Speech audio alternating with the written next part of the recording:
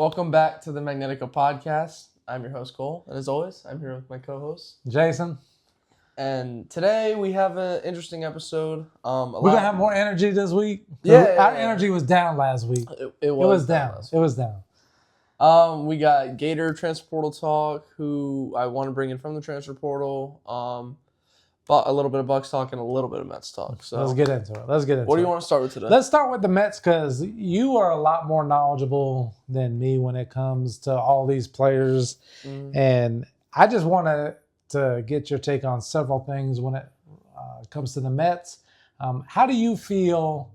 You know, we were upset last week. We said the mood was down a little bit. We lost Pete. We lost Diaz. But right now with the acquisitions that the Mets have signed from the Yankees for the bullpen, to bolster that bullpen a little bit. What is your take on how the Mets bullpen is sitting right now? I mean, it's not the best, but I like the Weaver signing. He's a lot better than some other guys that we had in there last year, like Ryan Stanek. He's a lot better than him. So not a big Ryan Stanek fan? No, not at all. His Luke Weaver's stats are a lot better. So I do like that signing. I don't think we signed anybody else. Have we?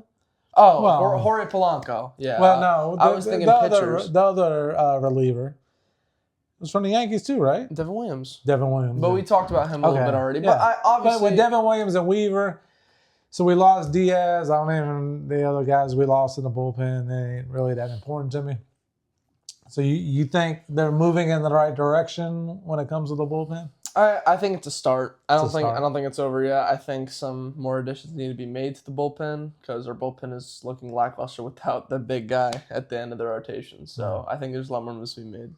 So you hit on Polanco a little bit. What is your feeling about Polanco?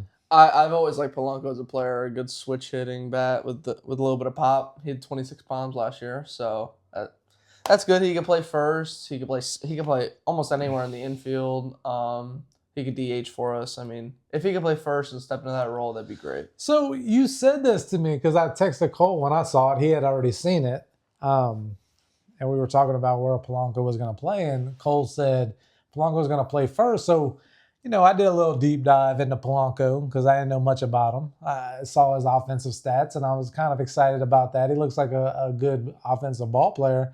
He's played one inning of first base. Yep. So how is Stearns? Do you think that Stearns made this move thinking that Polanco is going to be our everyday first baseman or 75% of the time first baseman with only playing one inning in his career? Let me ask you, who on the Mets has played first base besides Pete?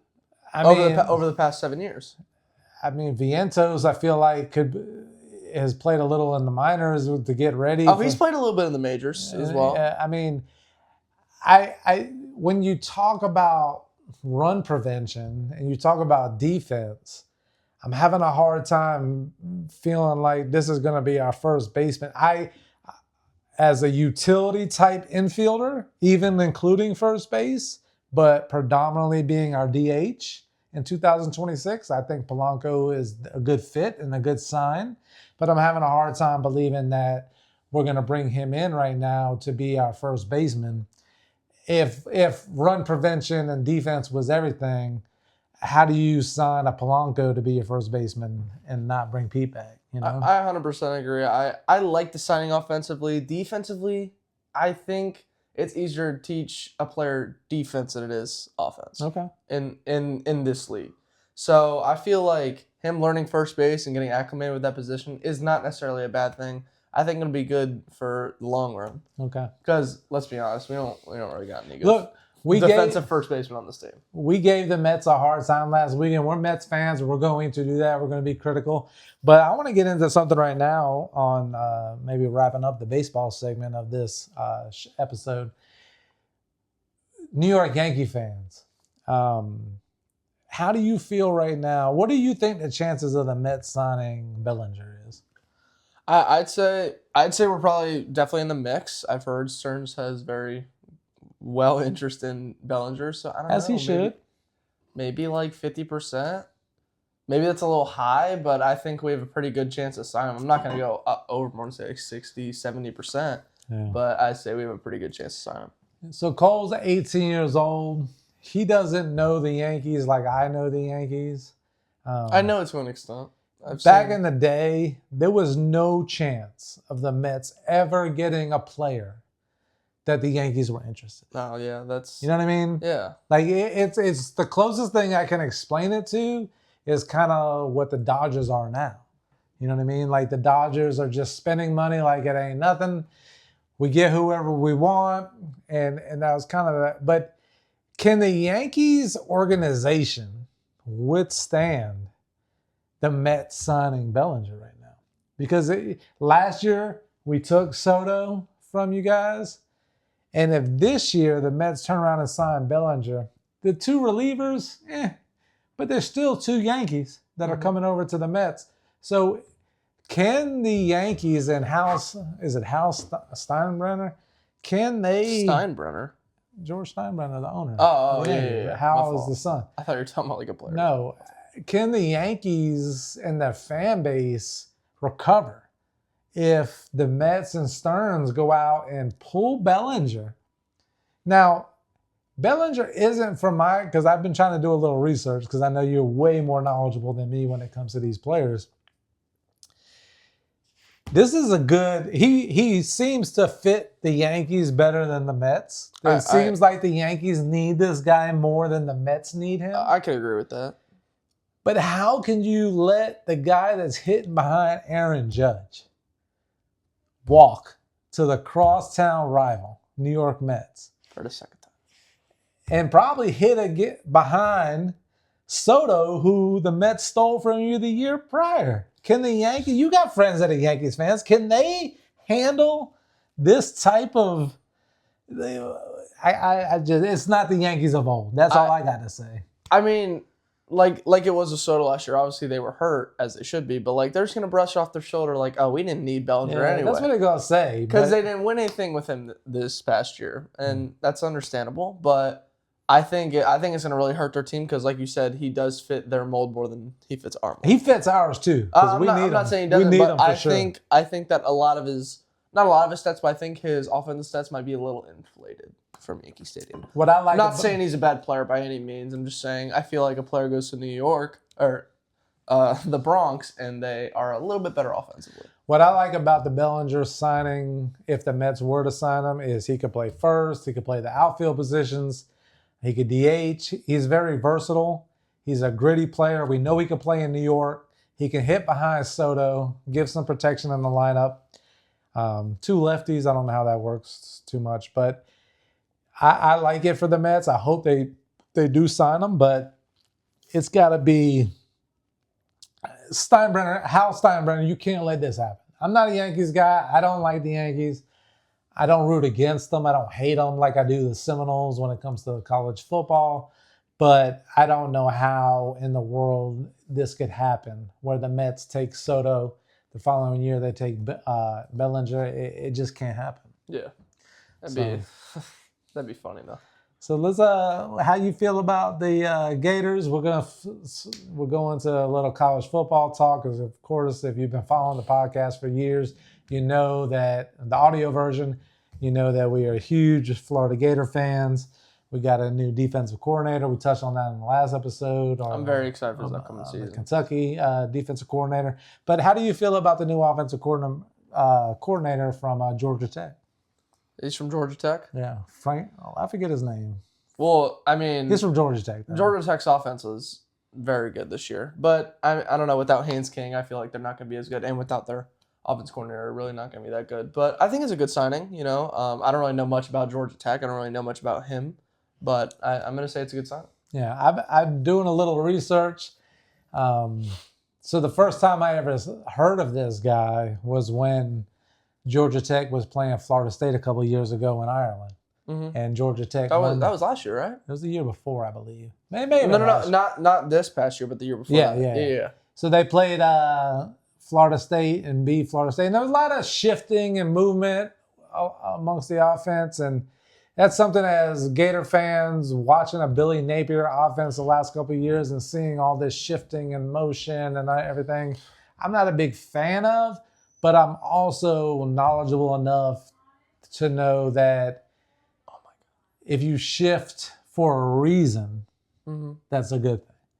a lot of times Billy Napier's offense, we were just shifting the shift, and it made no sense. And then we're running the plays.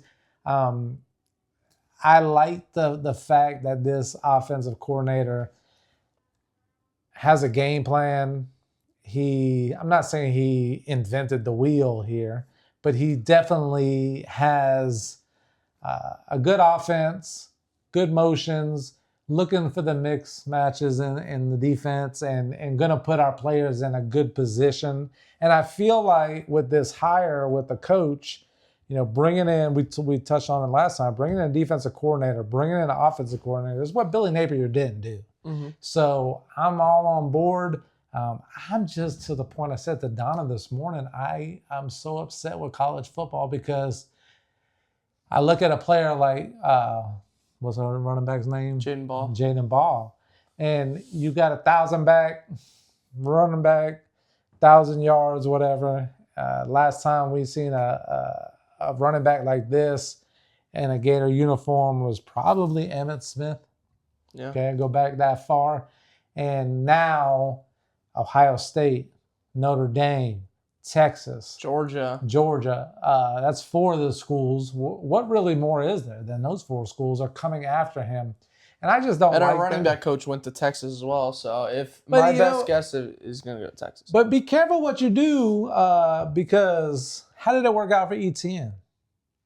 He was a 6th round draft pick. 6th round. So, I say that because the guy in Texas, it's not like he's showcasing running backs or whatever. I feel good about Vernell Brown III being a legacy player coming back to Florida. Dallas Wilson showed promise. Dallas Wilson, I don't know if he's going to stop, but he was great when he was on the field. He just had a little injury bug. For sure. But I feel like you say that about a lot of people. It's college football is now about the front office and the GMs and who can work the salary cap and what you have in your budget. And all I got to say for the Florida coaching staff is overspend year one. Overspend year one. Whatever it takes, put the money out there, bring people back, get in the positive, you know what I mean? Like get in that good flow, that positive format of winning some games.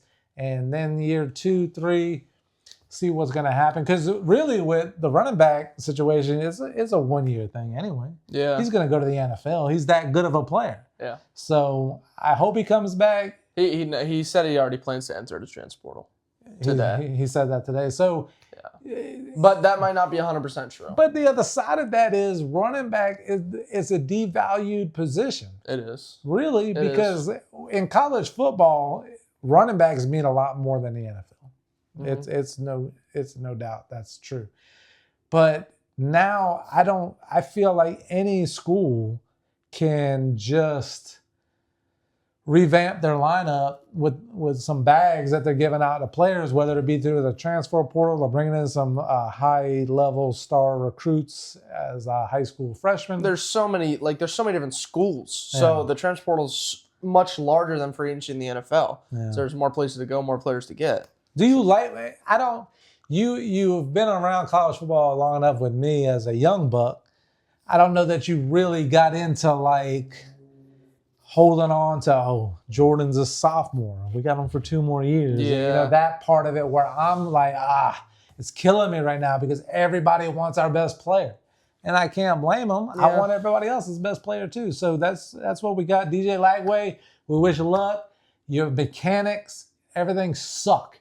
So whatever you're doing, DJ Lagway, wherever you decide to go, make sure you got a good quarterbacks coach, good people. We didn't do you right. Florida Gators didn't do you right. Billy Napier, I know that was your guy. You stuck by him. Whatever. Your mechanics suck, DJ Lagway. So if you go to Miami, if you go to Texas, wherever you're going to go, I hope you're making the decision that's best for you. You're not the right fit for the Florida Gators. They say that we may bring in the backup quarterback for Georgia Tech. I'm all for that. I don't remember his name right now. The guy I've been preaching from North Texas entered the transfer portal is Drew Mestemaker. I saw that. And then Dylan Raiola. I feel like Old Dominion's quarterback is kind of option, but it doesn't matter. I like bringing in the backup quarterback for Georgia Tech only because he's going to know the terminology. He's going to know the schemes. He's going to know everything that our new coach is bringing to the table. Not saying he's automatically going to be the quarterback, lock him in as a starter for next season. It's going to be interesting to see. But at least we have somebody that knows what's going on. So yeah, college football. Who do you like to win it all? I got a little sleeper pick. I like Texas Tech. Texas Tech. Texas Tech and Texas That's who A&M. plays Miami, right? No, Texas A&M. Texas Tech plays. No, Texas Tech has a bye. Texas A&M plays Miami. Texas I A&M. think either Texas team is going to win it. Either Texas A&M or Texas Tech. Really? Yeah. Okay. I do. I think Ohio State's probably the best team in the nation. What about Indiana? They beat Ohio State. It's hard to beat a team twice, right? That's what I'm saying. Like when you get down to this point of the season, I almost as a coach would rather lose. Because it is so hard to go undefeated. Yeah.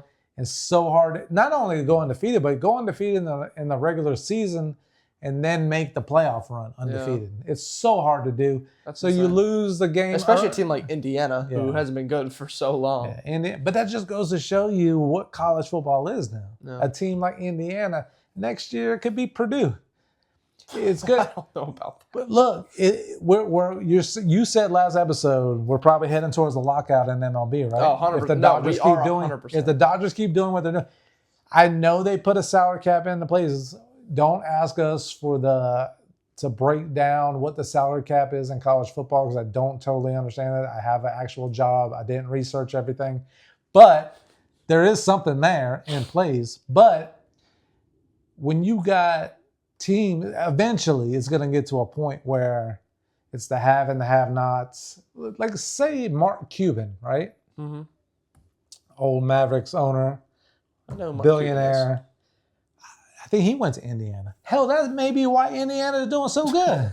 Mark Cuban may be giving all the money. Yeah. I just made that up, but now it makes sense. I have to do some research for next episode. What if Elon Musk or like whoever is just dumping money into one program, and they're like buying all the players. Yeah. Is it going to make college football not as fun? It's basically like a mini NFL. Like you commit by getting I was about to say something stupid, but yeah. What do you feel it's basically like that. Maybe a 2-year contract? That's what I kind of want. I mean, are they allowed to do that now? Or would they have to implement this is something they're going to have to possibly do. That'd be a lot better because it would show actual loyalty to a team because we barely see that nowadays. So I think that'd be better. But Gators have a lot of transfers. I hope we get a lot of transfers back in. We lost our starting safety. Obviously, we lost Lagway. Lost a backup running back. Lost starting wide receiver. Like, there's a lot of guys we lost. There's a lot of holes to fill. Hopefully, it's going to be a really good season. Because if we can pick up a good quarterback, not saying DJ wasn't good. He had all the talent. No, you wasn't good, DJ. There's no secret. Okay. You sucked. He was bad, but I'm not saying he can't be good. He has the talent. His mechanics were trash. My guy Seneca's a Miami fan. Miami's in the play for DJ Lagway. I hope he goes to Miami. I hope he goes because he has talent. DJ, you have talent. But listen, I ain't a quarterback. I ain't no guru or nothing. But you throw off your back foot, you got poor mechanics. I was calling it out to you early in the year. I'm like, look at his mechanics, Cole. It's terrible. That's part coaching. He's a young player, and we didn't do right by him. Because when you're watching film, you got to point that out and let the quarterback know. I'm sure he knew, but he continued to do it. So, something had to be in place there. So what you got on the Bucs? Somehow we're still in the playoff race. I don't know. We're so bad, man. And we're not that bad, but oh my, Have they been doing fumble drills? I hope so, bro. Oh my goodness, it's so hard to watch. That Falcons game was insane. Like Thursday Night Football at home against a division rival, you have a 14-point lead, and you blow that. How do you blow it to Kirk Cousins? He's his age. Hey man, easy. No offense, I'm sorry. Easy. But like, how do you blow that lead? Like, Todd Bowles just needs to be fired, and I can't stress enough. He is. Oh, you ain't a Todd Bowles fan? No, I've never been a Todd Bowles fan. Because ever since he became the head coach, defense has been bottom 10 every year. And the offense has been subpar until this year. And the offense has been subpar the second half of the season. So it doesn't even matter. Like, we started 5-1 and we're 7-7. The defense has been trash. The offense has been subpar at best. Like, it's just not good. We're not a good football team right now. Let's give a little message out to Jackson Dart. if you want to have a career in the NFL, you need to learn how to go down. You need to learn how to protect yourself. I heard today 5 concussions. 5. And he's playing on Sunday. 5. He played last Maybe Sunday. not full concussions, but you've been tested in the protocol system 5 times in 1 year.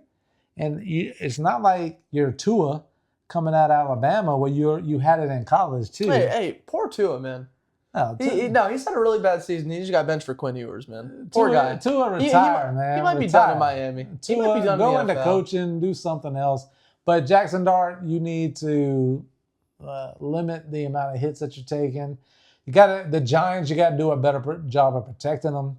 But that gets me into the last thing that we could talk about on the NFL. What is your take on the Giants looking to hire John Gruden? I didn't even know that was in play. Yeah. I can't lie to you. I mean, honestly, any coach for the Giants would be good at this point. Brian Dable was not bad. He had a good first year in New York, but it didn't work out. I just think they need the players because it is a lot on the coaching, but I don't really think it was all Dable's fault. I just don't think they have the roster yet to be a competitive team. Yeah. So I feel like just any coach they bring would be good. Yeah. Even though Gruden was a great coach. Oh, sorry. Good job, Cole. I don't know. I hit it 3 times. It's still alive. You got it at that. Yeah, I know. It's still flying. I don't know. Mosquito. But John Gruden, the only thing I got to say on that is John Gruden won a Super Bowl with the Tampa Bay Buccaneers. I do not give credit to John Gruden for that Super Bowl. Although you were the coach when they won it. I was such a big Mike Allstock guy back then. Picture on his Facebook with Mike Allstock, by the way. That he just didn't utilize him the way he should have been utilized. And I don't know that John Gruden is the genius of a coach that everybody makes him out to be. Oh, he's a crazy man, and he loves football. He's funny. Tell you that. He'll be good in New York. He'll be good for some sound bites and all that. Oh, but I don't him and see Jameis Winston? Forget about it. Winston. It's going to be Let's get some crab legs. Yeah, I love Jameis Winston, man. He just awful on the ball. Have you ever seen a 30 touchdown, 30 interception season? That's insane. Only person who could ever do that. My go Jameis. Shout out Jameis. Well, thank you for everybody for checking out the Magnetico Podcast. I'm Jason. I'm Cole. And don't forget to hit the like, subscribe, do all that stuff you do on YouTube to get us going. We appreciate everybody. Peace.